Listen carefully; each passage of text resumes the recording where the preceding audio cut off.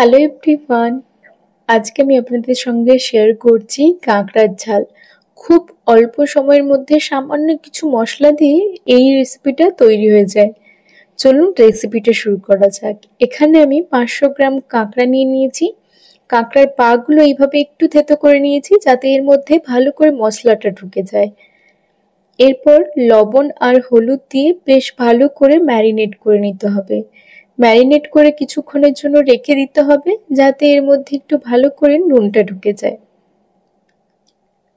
আর এতে ভালো টেস্টও হয়। আমি কোনো কিছু রান্না করলে এইভাবে আগে থেকে নুন দিয়ে ম্যারিনেট করে কিছুক্ষণের জন্য রেস্টে ছেড়ে দিই।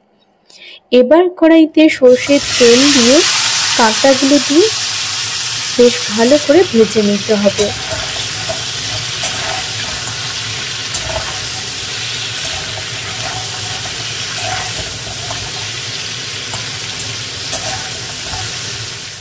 কাঁকড়াগুলো ভাজা হয়ে গেছে, এরপর তুলে নিয়ে ওই তেলে সামান্য আর একটু তেল অ্যাড করলাম।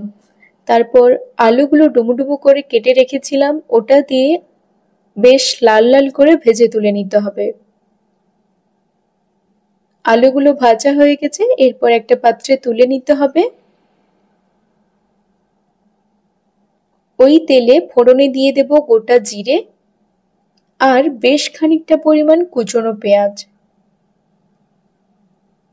পেঁয়াজটা দিয়ে নেড়ে চেড়ে বেশ লাল লাল করে ভেজে নিতে হবে। পেঁয়াজটা ঠিক এই রকম যখন ভাজা হয়ে যাবে তখন 1 চামচ গুঁড়ো লঙ্কা দিয়ে দিলাম। দিয়ে বেশ খানিকক্ষণ একটু কষিয়ে নিতে হবে, এতে যে লঙ্কার ঝাঁঝটা থাকে ওটা মরে যাবে। এরপর দিয়ে দেব রসুন বাটা, দিয়ে আরো কিছুক্ষণের জন্য কষিয়ে নেব। তারপর অ্যাড করব কুচনো টমেটো। আরো কিছুক্ষণ কষিয়ে নেব। তারপর দিয়ে দেব 1 চামচ জিরে গুঁড়ো আর 1 চামচ ধনে গুঁড়ো। দিয়ে আরো কিছুক্ষণের জন্য কষিয়ে নিতে হবে। খেয়াল রাখবেন এই সময় গ্যাসের আঁচটা যেন একদম সিম থাকে। এরপর সামান্য পরিমাণে একটু জল অ্যাড করলাম যাতে মশলাটা না পুড়ে যায়। এরপর দিয়ে দেব সামান্য পরিমাণ হলুদ গুঁড়ো আর বেশ কয়েকটা চেরা কাঁচা লঙ্কা। সবশেষে 1/2 চামচ আদা বাটা দিয়ে কিছুক্ষণের জন্য কষিয়ে নিতে হবে। এখানে অবশ্যই আপনারাও আদা বাটা লাস্টে অ্যাড করবেন, এতে মশলার ফ্লেভারটা বেশ ভালো হয়। মশলা থেকে যখন তেল ছেড়ে আসবে তখন ভেজে রাখা আলু আর সামান্য পরিমাণ জল দিয়ে আরো কিছুক্ষণের জন্য কষিয়ে নিতে হবে। এরপর আগে থেকে ভেজে রাখা কাঁকড়াগুলো দিয়ে বেশ ভালো করে কষিয়ে নিতে হবে। খেয়াল রাখবেন এই সময় গ্যাসের আঁচ যেন একদম কম থাকে।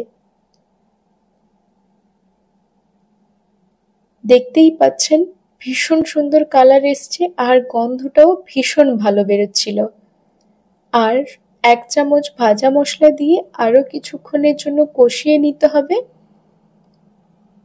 এরপর পরিমাণ মতো জল দিয়ে সবশেষে দিয়ে দিতে হবে 1 চামচ সর্ষে বাটা। সর্ষে বাটা দিয়ে আরো ভালো করে সমস্ত কিছুর সঙ্গে মিশিয়ে কিছুক্ষণের জন্য ঢাকা চাপিয়ে দেব যাতে কাঁকড়াগুলো বেশ ভালো করে সেদ্ধ হয়ে যায়।